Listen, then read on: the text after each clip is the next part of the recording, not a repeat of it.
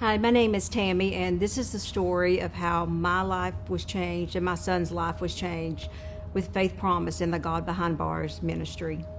The first time my husband and I visited Faith Promise, we heard a little bit of Pastor Chris's story, and it really gave me some hope for my son that was in prison, that he would be able to come home and be able to overcome and make something of himself. I was excited to share the news with my son about this, and when he came home, the possibility of him being able to hear Pastor Chris and hear the same sermons that I was hearing. And about 2 years later, he was moved to a new facility, and the first time I went to visit him, I look up and there's a big FP on the wall, and I was just overcome with just joy and love, knowing he was going to be able to share and hear the same word that I was hearing.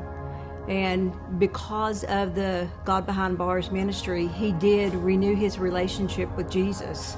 And he actually found this Bible in the garbage. He cleaned it up. This became his most prized possession. And he has a lot of verses in here that he's marked.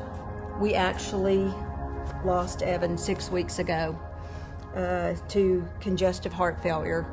And in the end, he would reach for this Bible, and he would lay it in his lap, and he would put his hands on it, and he would pray. Or he would say, "Mama, come pray with me." And he had a sense of peace over him that he had not had in years and years. And he knew where he was going. And he would say, "Me and Jesus are good. We're good." And there's never been a time that I was more proud of him than I was to watch him lean on Jesus when he needed it. And he would say, "My story's not going to end with the grave. My story's going to go on." And I truly believe that he got to that place, and he had that peace he had, and we had the peace because of the God Behind Bars ministry. From a mother's heart, I appreciate Faith Promise and their love for these guys and their ministry at the God Behind Bars.